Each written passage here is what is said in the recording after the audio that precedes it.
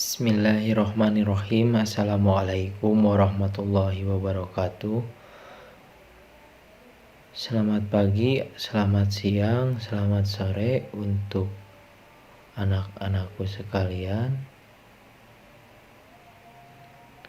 Semoga kalian dalam keadaan sehat walafiat dan selalu ada dalam lindungan Allah Subhanahu wa Ta'ala. Pada pertemuan kali ini kita akan membahas cara penulisan algoritma dalam bahasa natural.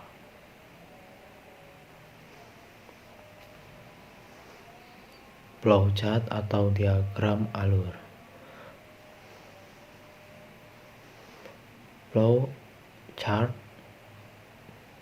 diagram alir atau diagram alir ya, menggambarkan urutan langkah-langkah kegiatan atau program mulai dari awal sampai akhir. Jadi flowchart ini sama ya seperti algoritma, pasti ada awal sampai ada akhir ya, dengan menggunakan simbol atau gambar tertentu. Jadi perbedaan flowchart yang kali ini dengan bahasa natural ya, perbedaannya itu flowchart itu menggunakan simbol-simbol ya yang memiliki fungsi masing-masing simbol itu ya atau gambar. Kegunaannya mendesain dan mempresentasikan sebuah program ya. Itu adalah kegunaan dari flowchart ini. Flowchart lebih baik dibandingkan shortcode ya. Merupakan gambaran dalam bentuk diagram alir dari algoritma terus algoritma dalam suatu program yang menyatakan arah alur program tersebut. Disajikan dalam bentuk grafik atau gambar. Dapat membantu programmer maupun orang lain dalam memahami alur program. Apa saja input, proses, dan output dari sebuah program. Representasi virtual, karena itu lebih mudah dipahami. Jumlah simbol yang digunakan sedikit karena itu lebih sederhana dan lebih mudah untuk dipelajari. Flowchart, bagian-bagian yang mempunyai arus ya, menggambarkan langkah-langkah penyelesaian suatu masalah. Merupakan salah satu cara penyajian algoritma. Jadi itu ya flowchart. Tujuan. Nah, tujuan flowchart itu menggambarkan suatu tahapan penyelesaian masalah, sama seperti tujuan algoritma dalam bahasa natural ya. Secara sederhana, terurai, rapi, dan jelas. Ya, sama ya tujuannya dengan algoritma dalam bahasa natural ya. Perbedaannya ini, flowchart ini menggunakan simbol-simbol standar ya. Model atau jenis flowchart dibagi menjadi dua ya. Ada simbol flowchart, sistem flowchart ya. Ada sistem flowchart, program flowchart. Sistem flowchart menggambarkan suatu sistem peralatan komputer yang digunakan dalam proses pengolahan data serta hubungan antar peralatan tersebut. Tidak digunakan untuk menggambarkan urutan langkah-langkah untuk memecahkan masalah, hanya untuk menggambarkan prosedur dalam sistem yang dibentuk. Jadi itu adalah sistem flowchart. Program flowchart menggambarkan urutan logika dari suatu prosedur pemecahan masalah. Dua jenis metode penggambaran program flowchart. Konseptual flowchart menggambarkan alur pemecahan masalah secara global. Desain flowchart atau detail flowchart, detail flowchart menggambarkan alur pemecahan masalah secara rinci. Lanjut, pembuatan flowchart. Tidak ada kaidah yang baku dalam membuat suatu flowchart. Flowchart gambaran hasil analisa suatu masalah. Flowchart dapat bervariasi antara satu pemogram dengan pemogram yang lain. Secara garis besar ada 3 bagian utama: input, proses, output. Jadi di dalam garis besar ada 3 bagian ada input, ada proses, dan ada output. Simbol-simbol flowchart. Flowchart direction symbol atau flow direction symbol digunakan untuk menghubungkan simbol satu dengan yang lain. Disebut juga connecting line. Processing symbol menunjukkan jenis operasi pengolahan dalam suatu proses atau prosedur Itu merupakan proses simbol. Input output simbol menunjukkan jenis peralatan yang digunakan sebagai media input atau output. Nah, jadi simbol-simbol ini ada 3 bagian Ada bagian flow direction symbol, ada proses simbol, dan input output simbol. Flow direction symbol. Simbol alur. Nah, itu gambar garis-garis itu yang ada tanda panahnya. Itu merupakan simbol arus atau flow menyatakan jalannya arus suatu proses. Simbol communication link menyatakan transmisi data dari satu lokasi ke lokasi yang lain. Itu merupakan simbol connection link Jika ada connection link berarti menggunakan simbol tersebut. Simbol konektor menyatakan sambungan dari proses ke proses yang lain dalam halaman yang sama. Jadi simbol bulat itu adalah simbol konektor untuk menyambungkan dari proses ke proses yang lain dalam halaman yang sama Simbol offline konektor menyatakan sambungan dari proses ke proses yang lain dalam halaman yang berbeda. Nah, ini adalah simbol offline konektor. Jadi offline-nya, konektornya offline Nah, menggunakan simbol seperti di samping itu di bawah simbol bulat itu Lanjut, processing symbol segi 4. Nah, ini sering dipakai simbol proses. Simbol proses segi 4 ini, persegi panjang ini menyatakan suatu tindakan, proses atau proses yang dilakukan oleh komputer. Simbol manual. Nah, simbol manual itu menyatakan suatu tindakan, proses yang tidak dilakukan oleh komputer. Simbol decision menunjukkan suatu kondisi tertentu yang akan menghasilkan dua kemungkinan jawaban ya atau tidak. Jadi simbol ini untuk menunjukkan suatu kondisi tertentu ya, yang akan menghasilkan dua kemungkinan. Jadi ada dua pilihan, ya atau tidak. Nah, ini sering juga dipakai ya, simbol ini ya. Simbol predefined proses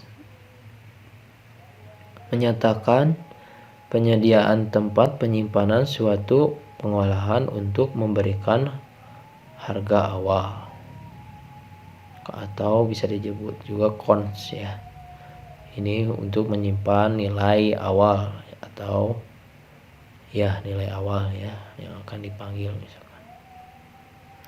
Simbol terminal. Nah, simbol terminal ini sering digunakan karena menyatakan permulaan atau akhir suatu program.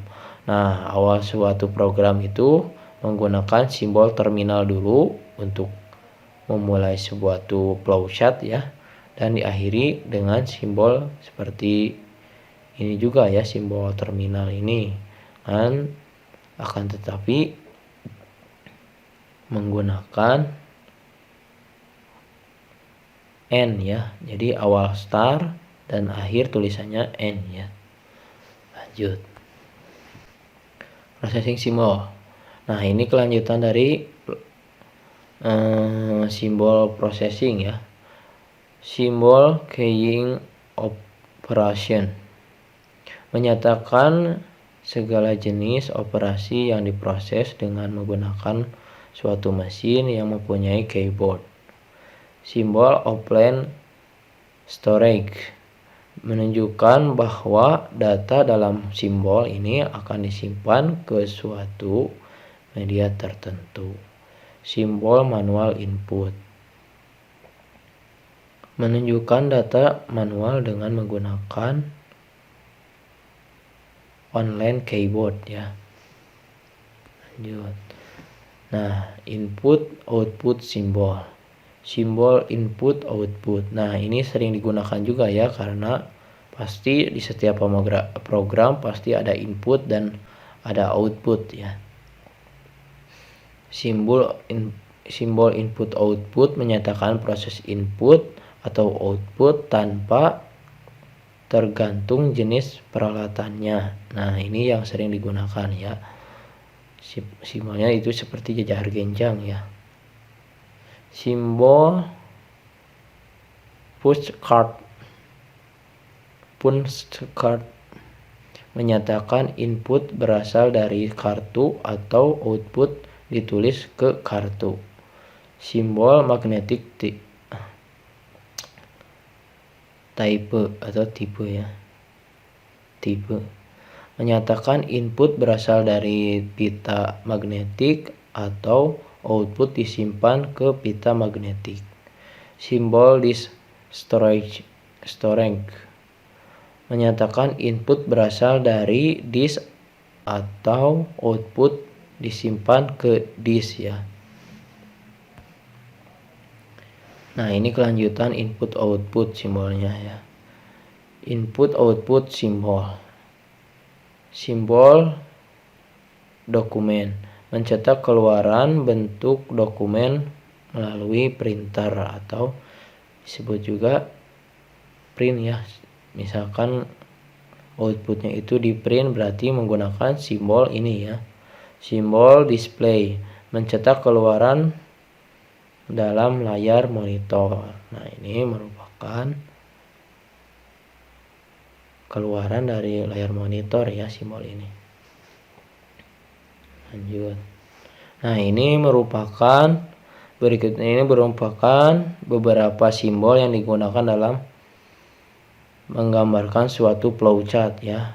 Salah satu dari kumpulan ini, dari yang tadi saya bahas sama ya, malah masih banyak ya simbol-simbolnya, tetapi yang saya jelaskan tadi itu yang sering digunakan dalam sebuah flowchart ya, pembuatan flowchart. Lanjut. Nah, ini merupakan contoh algoritma yang kemarin ya, algoritma dalam bahasa natural. Jadi algoritma dalam bahasa natural itu menyambung ya, menyambung ke flowchart. Jadi bisa disambungkan ya dari bahasa algoritma dalam bahasa natural ke algoritma dalam bahasa flowchart ya. Nah, di sini ada kasus untuk mencari algoritma luas persegi panjang. Nah, kalian analisis terlebih dahulu ya. Misalkan mencari luas persegi panjang itu yang harus dimasukkan atau inputannya apa? Misalkan panjang dan lebar ya. Karena yang harus dikalikan itu kan panjang kali lebar ya, untuk mencari sebuah luas persegi panjang. Nah, lalu cari dulu prosesnya. Prosesnya itu apa? Berarti proses itu kan sebuah kegiatan untuk atau rumusan ya. Rumusan. Jadi kalian cari dulu ya. Misalkan mencari luas persegi panjang itu, luas persegi panjang atau L sama dengan P kali L ya. Kali L. L kecil ya. Berarti outputnya itu adalah luas ya, karena kita mencari luas persegi panjang. Outputnya itu ya. Nah, ini algoritmanya ini dalam bahasa naturalnya berarti 1. Inputkan panjang, 2. Inputkan lebar, 3. Rumus untuk menghitung L yaitu L atau menghitung luas yaitu L sama dengan P kali L kecil ya. Lalu nomor 4, nilai L, nilai luas akan dicetak sebagai output ke perangkat output atau keluaran ya.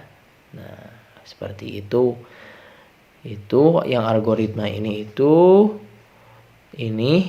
merupakan sebuah algoritma dalam bahasa natural. Jadi membuat algoritma dalam bahasa natural itu analisis terlebih dahulu, lalu jawab gimana cara pembuatan algoritma dalam bahasa natural itu ya. Nah, itu berarti algoritma luas persegi panjang itu ada 4 tahapan ya. Masukkan inputkan panjang, inputkan lebar, rumus, lalu nilai atau luas yang akan dicetak oleh outputnya ya. Nah, kita akan contohkan flowchart luas persegi panjangnya ya, yang tadi. Jadi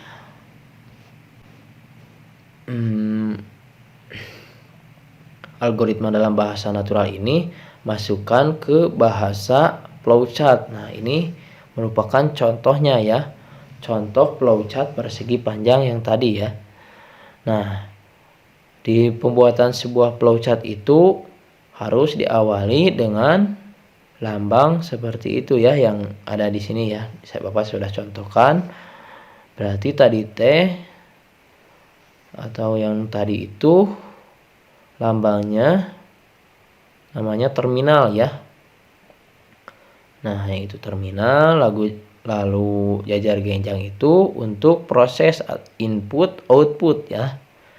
Jadi kalau ada input ada output berarti menggunakan simbol jajar genjang ya. Nah, itu ada input lebar, lalu menggunakan garis panah ke bawah itu disebut juga namanya lambang flow ya, atau arus kemana data itu akan diproses ya. Jadi dimulai lalu flow menggunakan alur flow ke bawah, lalu input luas, lalu input proses. Nah, proses input lalu proses ya. Proses itu menggunakan segi 4 ya. Nah, sebuah proses itu menggunakan segi 4. Jadi luas sama dengan P kali L kecil ya. Jadi luas sama dengan P kali L kecil ya, menggunakan simbol atau gambar persegi 4 ya. Itu simbol untuk sebuah proses. Lalu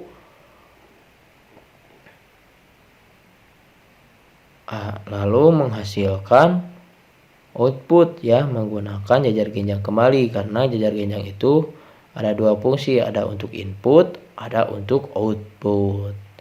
Lalu diakhiri dengan selesai menggunakan simbol seperti yang itu ya. Nah, simbol itu ada simbol mulai dan selesai itu sama ya, seperti itu. Nah, ini merupakan flowchart yang paling sederhana ya, karena Bapak tidak memaksakan untuk langsung ke yang sulit ya, karena takutnya kalian kurang mengerti. Jadi Bapak contohkan dengan yang mudah saja. Nah, mungkin cukup sekian untuk pertemuan kali ini. Nah, untuk dua pertemuan Bapak beri tugas ya, tugas yang pertemuan yang kemarin dan sekarang ada dua tugas ya. Yang pertama, buatlah algoritma dalam bahasa natural dengan kasus algoritma menghitung luas segitiga. Itu untuk pertemuan yang kemarin ya.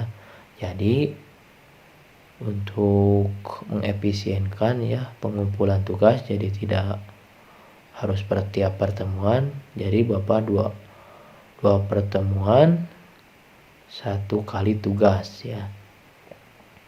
Nah, soal yang kedua, buatlah algoritma dalam bahasa flowchart ya dengan kasus algoritma menghitung luas segitiga ya. Jadi maksud dari dua soal ini adalah satu, membuat sebuah algoritma dalam bahasa natural, dan yang kedua, buatlah algoritma dalam bahasa flowchart ya, yang kasusnya sama ya, algoritma menghitung luas segitiga. Nah, untuk tugas kali ini kalian catat di buku pelajaran ya, pelajaran TIK, lalu difotokan, kirim ke nomor WhatsApp ini ya yang sudah Bapak masukkan ke PowerPoint ya. Kalian catat nomornya lalu kirim fotonya, tugasnya ya. Paling lambat jam 10 malam ya, pengumpulan tugas paling lambat jam 10 malam. Nah, mungkin cukup sekian untuk pertemuan kali ini. Mohon maaf bila banyak kekurangan. Tetap jaga kesehatan. Semangat belajar darinya ya. Wassalamualaikum warahmatullahi wabarakatuh.